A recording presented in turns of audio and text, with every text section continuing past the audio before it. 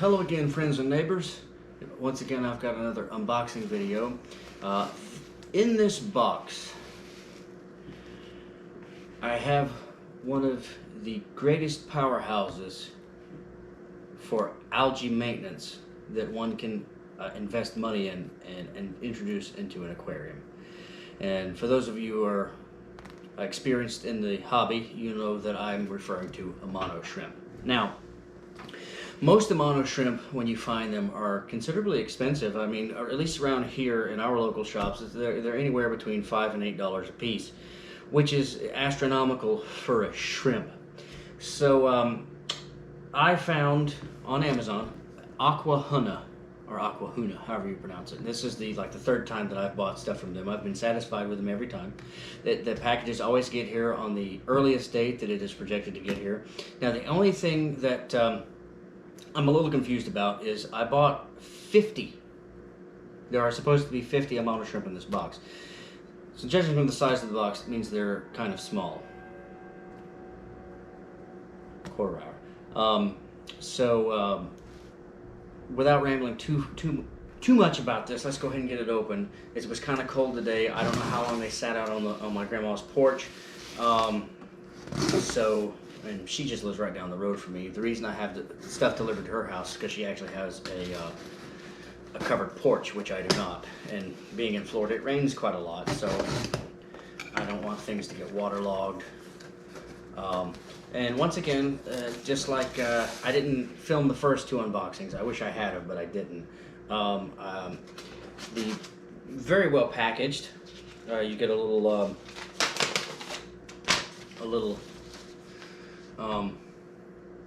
we are guaranteed live arrival, and so far they've been pretty consistent with that. When you open the box, the first thing you see is a piece of styrofoam, the same size as the box. They're fairly well insulated. There's another small box, and they were selling them in orders of 25, a count of 25 per order. So I've got 2 orders, and I was kind of surprised to find that they would put them in the same box. So let's go ahead and get one of these guys opened up here. Oh, wow. Oh, look at that. Oh, yeah. I don't know how well, the bag is kind of frosted and foggy, so I don't know how well you can see them, but you can see them swimming around in there, and as I had mentioned, they are quite small, but that's okay. I can live with that. They're pretty robust as far as shrimp go, and they're pretty hardy, I guess is the better word for it. So there's supposed to be 25 in that bag, and then I got the second bag here. I like little water balloons with shrimp in them. I mean, it's kind of funny. I'm sorry. I ordered 20 at $25 per order of 10, not 50. So I just want to get that cleared up. So my plan is that one bag and the majority of another bag are going to go in the Megaflex, and I'll film that. I'll show you that. These are packaged a little differently than the other ones were, so what I'm just going to do is plop the bags in to that tank, let them acclimate to that, and then poke a couple holes in the bag and just let it float around in there for a while. I know the proper way to do it is to drip acclimate them, but unfortunately I don't have a setup for that right now. And thus far with shrimp, I haven't had any problems with not drip acclimating them. So some of these are going to go into 32, some of them are going to go into 20, and some of them are going to go in this 15 behind me. That's a tank that I haven't covered yet, but it's coming, I promise. I'm just trying to let it kind of grow in. So without further ado, let's get these guys where they need to go and start the acclimation process. All right, and while they're acclimating, let's talk a little bit for a minute about Amano shrimp. Now, one of the ongoing problems of the aquarium hobby is algae. It's a nuisance, and I don't care what kind of aquarium you have, whether it's freshwater or it's saltwater, whether it's brackish or whether it's heated, whether it's non-heated, no matter what, if you have a tank with water in it, you're gonna get algae. Now, you can go through process and putting chemicals in your water to control the algae. But the problem with that is that if you have any sort of invertebrates in your tank, generally speaking, those chemicals are harmful to invertebrates, like crabs and shrimp and sometimes snails. I myself have always tried to find the naturalistic solution to any problem. Amano shrimp are an amazing solution to many algae problems.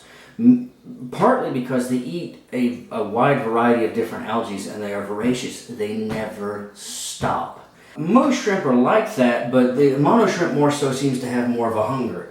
It seems to have more of a drive to eat and clean than most other shrimps do. The one good thing and the one bad thing, it's a pro and a con at the same time, depending on what you're wanting, is that amano shrimp will not reproduce. They cannot reproduce in your aquarium. The reason they will not reproduce in your tank, the larval stage of their life cycle requires salt water. So basically the process goes like this. You have your breeding pair of amano shrimp, your female and your male. Then what happens is there's a period of time that she will carry those eggs around. And when the eggs, they'll start out kind of clear, then they'll turn kind of yellowish, and then they'll turn kind of a dark, milky yellow kind of color.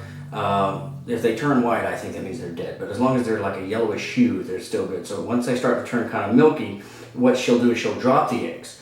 The eggs will hatch, the larvae will swim into the water column and begin to feed on whatever they can find.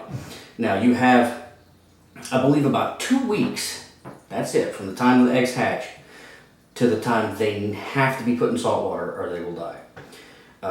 And believe you me, the larvae are really tiny, so you have to have a dedicated tank. Something about this size right down here would work perfect. I don't know if you can really see it, it's kind of off camera a little bit. That's a 5-gallon tank. Something like that would work, at least for her to drop her eggs, them to hatch, and then you'd be able to take them out and put them in a bigger tank that is salt added to it, so it's basically ocean water. And then I believe it's about 4 months that those larvae will stay in that tank. And meanwhile, you're feeding them phytoplankton. So you got 4 months of that. Then at the end of that, they will molt. And they will turn into little tiny versions of the adult form, but they're really small, really tiny. Then you only have 24 to 48 hours after that to acclimate them back to fresh water. And after that, they'll start eating algae and they'll carry on lives. And basically after that, you don't really have to take care of them much. That's one hell of a process. One I will be getting into. Hopefully I'll take you on that journey with me. As of right now, I'm just buying them. And like I said, Aquahuna, and I was wrong. It was Amazon. It's not eBay. I went back and checked just to make sure.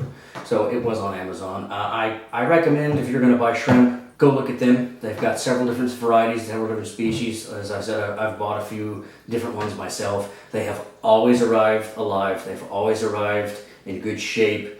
They're going to be small. They're going to be juvenile, but there's not much you can do about that. But as far as amano shrimp go, if you're in the hobby and you have an algae problem, now they won't take care of like green water. They won't do that. But like hair algae, blue-green algae, that sort of thing. Long story short, if you've lasted this long in this video, I cannot highly recommend amano shrimp enough. They are a must for any aquarium. As always, thank you for watching. Depending on where you are in the world, I really hope you're doing well, and I will see you in the next one.